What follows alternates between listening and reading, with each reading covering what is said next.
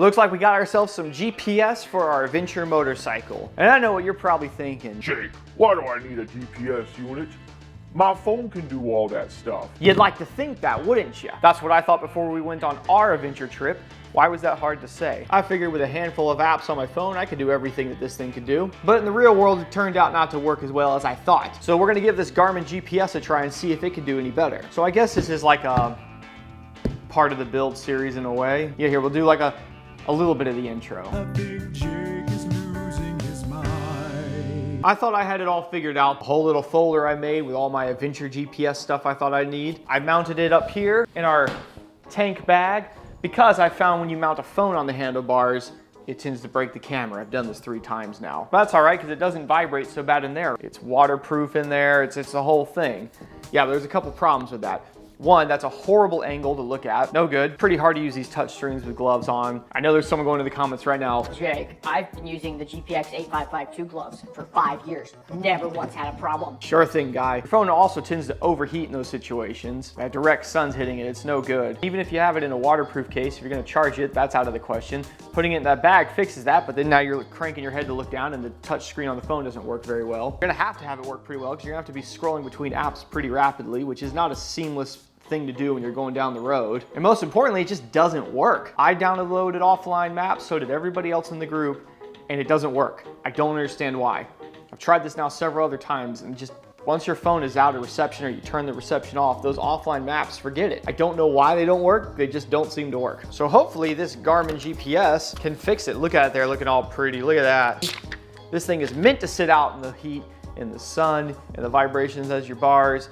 Water can hit it, whatever. It's designed for that. This is not. So a purpose-made device could be the ticket, and it'll Bluetooth to the phone, so your phone calls and all that will still pop up on there. Garmin sent me this, but expect no niceness from me. They already know that. Like I tell everybody, I pretty much tell these people, if you want to send me a product, you trust it's a good product, don't trust me, just say something nice about it. It comes with everything you need to mount it to your motorcycle. The only thing you need to look into how you're gonna power it. Now you can just charge it up and it's got I think a pretty decent battery life. And even while you're riding, if you have access to a USB charger on your bike, you can plug it in right there through a USB. If you plan on powering through the bike's power sort of in a hardwired way, which we do plan to do, you need to figure out where you're gonna get that power from. You don't just want to direct connect this to the battery. You want a fuse in there. You really should get a relay. I talked about it in the video when we installed the fog lights on this bike. Let's just get really simple here. Let's say this is your battery. We have a GPS, positive and negative power going into it. So we connect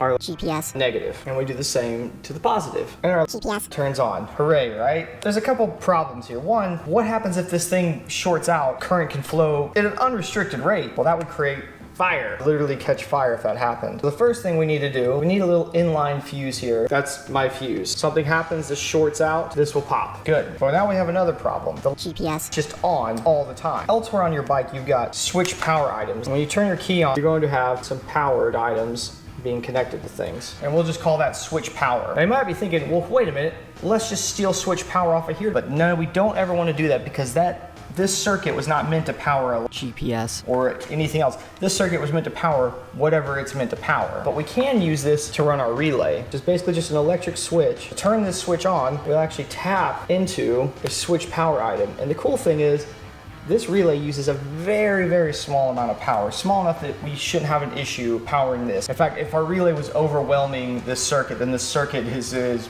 pretty weak on its own. We probably need to look into that. Our relay now says when the key turns on, our electric switch shuts and turns the GPS on. My FZ, MT, whatever you want to call it, has an auxiliary power just under here on the other side. And that's how we're gonna set it up. And I think this is gonna work well for us, especially trying to do more adventure things. There's a lot of great features this has, more than just saying, oh, how do I get to the closest Starbucks? You can download these, there's those GPXs and KDs. There's several different files, what they're called, but this is where people have plotted routes, off-road routes, trail routes, and this thing understands all that. If I feel, oh, this is a really cool trail, this is one of my little places I hit, I can build that map in here and then send it to somebody else, share it with one of my friends, or don't share it because I don't want you to know where I'm going. It's funny being a motorcycle mechanic, how much of the job is just reading instructions. So this is going to be the little power cable that powers the back of the GPS when you stick it in its dock. Yeah, it's just a tight squeeze, you push it through there. Now, I guess when you're not using the GPS, you have a little cover. Let's bottom that out. There's a ram mount ball. Where is it? Right here. And that's gonna go on the back of there. And look, the nice thing, it's also securing our cable in the back. Even though it already had that screw on there, definitely can't come out now. Yep, look at that. You want to take it with you.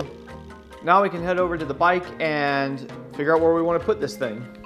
We're already to the fun stuff. This is usually like way later before you get to do anything cool like this. I think I want it on this side of the handlebars, easy access to touch it. There's nothing, it really sits right here. These cables shouldn't interfere with it. What I don't know is if I want to run it this way or this way, and it can be switched. So either way though, the ram mount ball needs to come right about here somewhere. In the kit, you'll find a ram mount ball on one of these attachments. It's meant to go to the bars. It's a little U clamp, and you would bolt it on. Like I said, it comes with all the proper hardware you would need. However, I'm not a huge fan of these. I feel like they can scratch the bar up. They tend to move easier. Because they use a ram mount style system, we can look at the ram mount accessories and you'll see there is a bunch of different types of mounts. You can see I actually have one almost out of shot here. See, look at that. That's what I mount cameras to normally. Well, I'm just gonna put another one over here.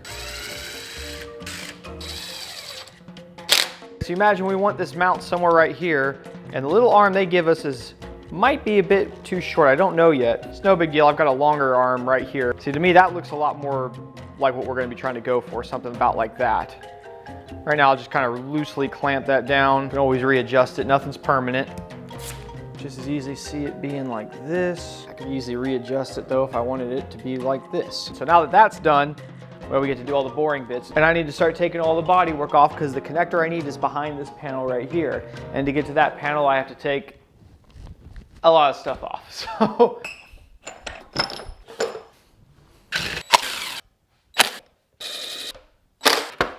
from what I've seen on the interwebs, that little extra accessory plug for the Yamaha is somewhere back into here. I'm gonna pull the regulator rectifier off.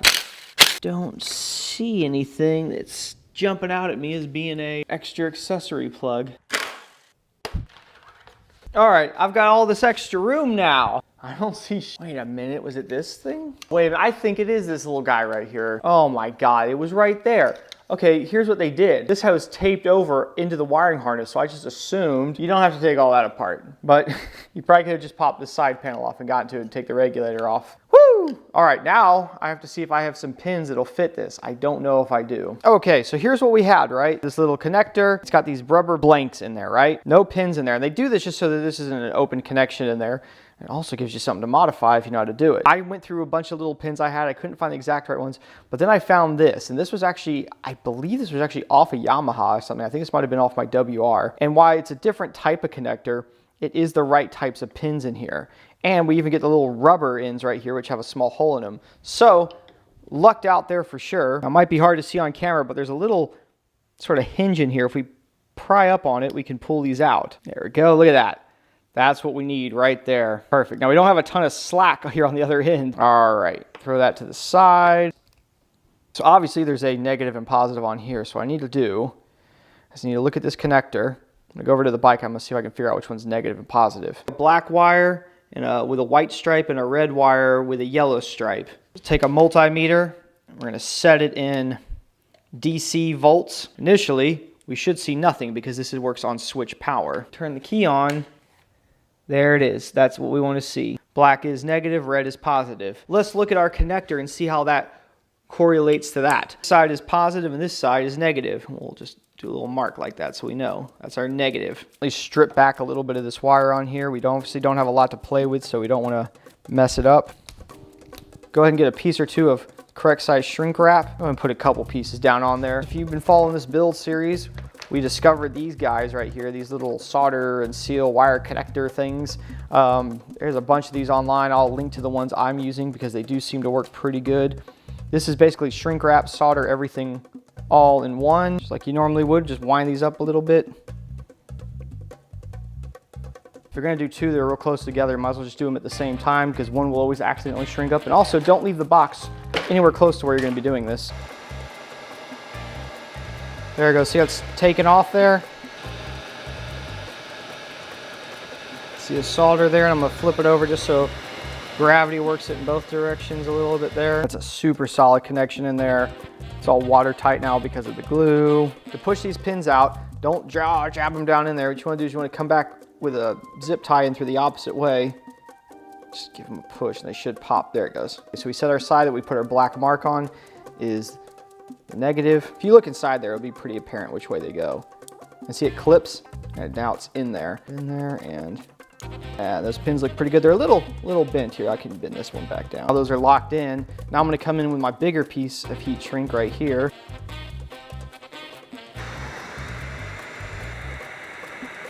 If I've done this correctly, I should be able to plug this in. Connects onto here. Let's see what happens. There it is. Yes, accept all, whatever that means. This is good. I'll see if we turn it off. Okay, look at that, the thing just went dim there. External power has been lost. The device will check for updates and turn off. That's good, that means we've done this correctly. Route this all properly now.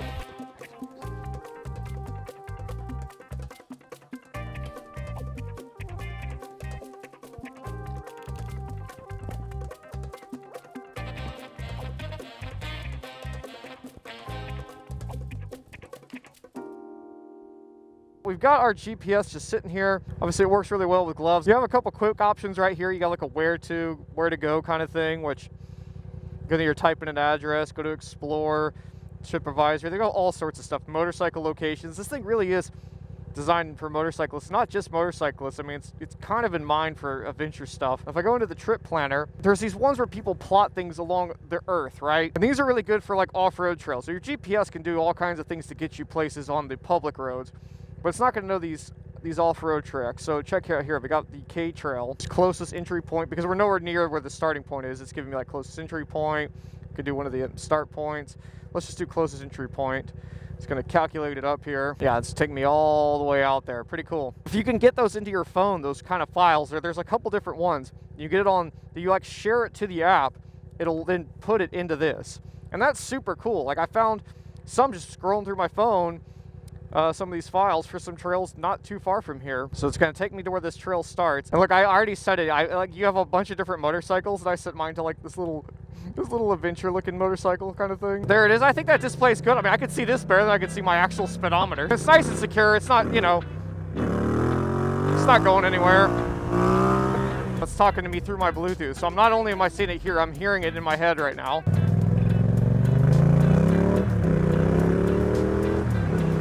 So we've come to where this road is trying to take me. It was funny, it did tell me it's like go down an unpaved road.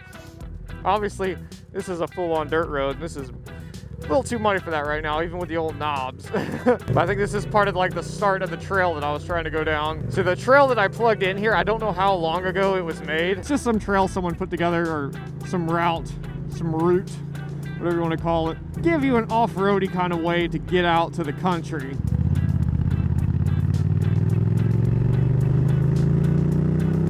Let's obviously let's cancel this one for a minute. We'll do stop or two. Let's just see if I type in adventure moto. Let's see how hard that's going to do with gloves. It's actually pretty easy. These gloves are pretty. There it comes right there. These gloves are pretty.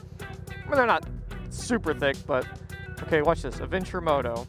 Obviously, this thing can do a lot of cool stuff, but do you actually need one of these, or are you okay just to use your phone? The advice I would say to you is that most of your driving is just around the places you know. I mean, you could probably get away with not getting one. It's a cool bit of kit to have, but it might not be necessary for things like that. If you're doing the occasional running to someone's like house or some location you're not familiar with, you got a Bluetooth unit. You could just, even if you can't see your phone, if you just put it in your pocket or something, you listen to the directions, you can make that work.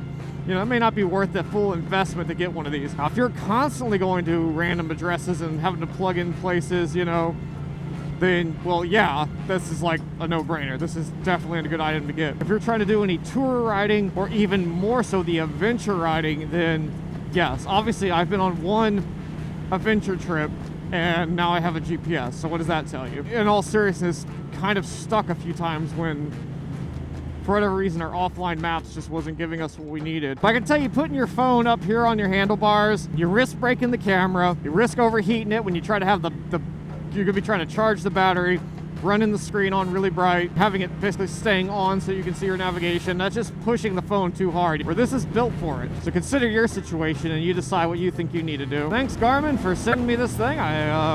I'm definitely gonna get a lot of use out of it. The game plan is to try to get the guys to go do a little ride here pretty dang soon. So if you want to see a better, longer version of this video, go over to Patreon. If you want to help support me, check out, that's the page to do it at, and you get something out of it. I'm not just running a Patreon to run a Patreon. You actually get extended versions of these videos, and they come out early. They're ad-free, censor-free, all the good jazz. Otherwise, I will see you guys in the next video. It should be a camping one, actually, and I'm looking forward to it.